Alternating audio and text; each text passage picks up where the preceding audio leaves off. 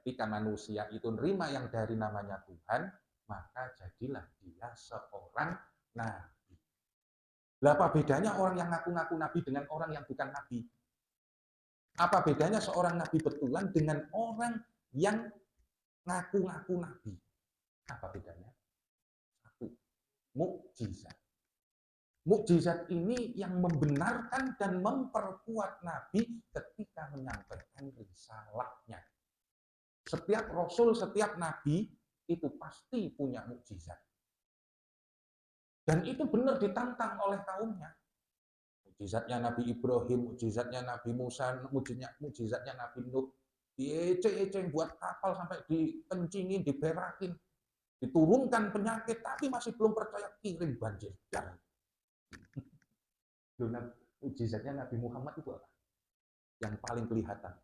Quran. Terus sampai sekarang ini tetap jadi mukjizat. Nabinya sudah meninggal, Qurannya masih tetap jadi mukjizat. Wa in kuntum fi raibin mimma nazzalna ala abdina fa'tu bi suratin min misli. Kalau kamu ragu, ya orang-orang kafir, buatlah Al-Qur'an satu surah saja. Ayo, satu surah yang paling pendek apa? Al-Kautsar. Inna a'tainaka al-Kautsar fasholli li rabbika wanhar inna syani'aka huwal abtar. Nah, itu enggak ada yang bisa merumuskan atau membuat yang seperti Al-Qur'an.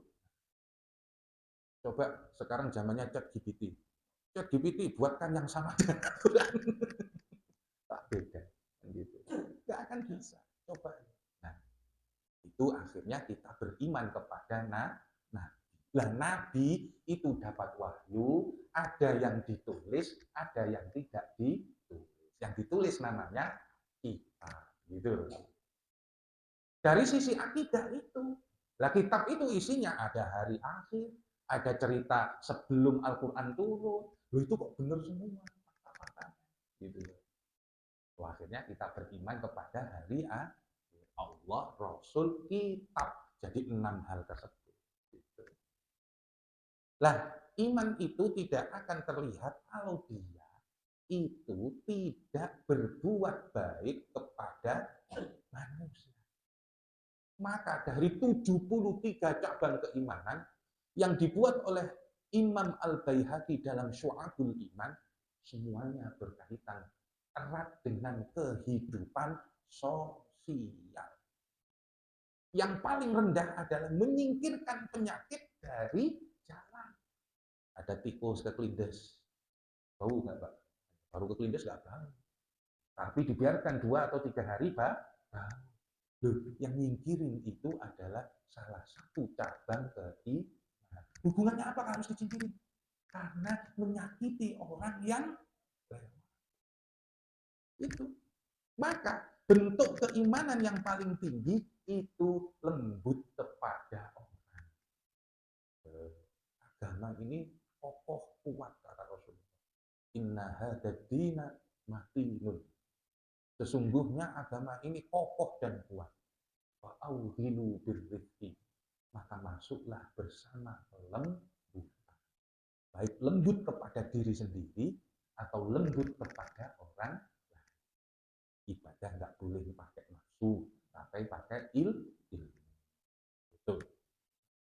Wala yakunu usulan hatta yakuna musliman. Dan tidaklah seorang itu lembut kepada orang hingga ia menjadi muslim. Muslim itu artinya orang yang menyelamatkan. Islam damai, selamat, kan gitu. Tapi kalau muslim itu orang yang menyelamatkan. Menyelamatkan dari apa? Min yadihi walisanihi. Ini loh yang suka nyakitin orang. Ini loh yang suka nyakitin orang. Maka itulah yang disebut dengan muslim kalau dia mau menarik tangannya dari nyakitin, menarik ucapannya sebelum diucapkan apabila itu menyakiti orang. Nah, itu muslim itu gitu. Bukan sekedar asyhadu alla ilaha illallah wa asyhadu anna muhammadar rasulullah. Tapi dia nggak nyakitin orang dengan tangannya ataupun dengan mulutnya. Itu muslim.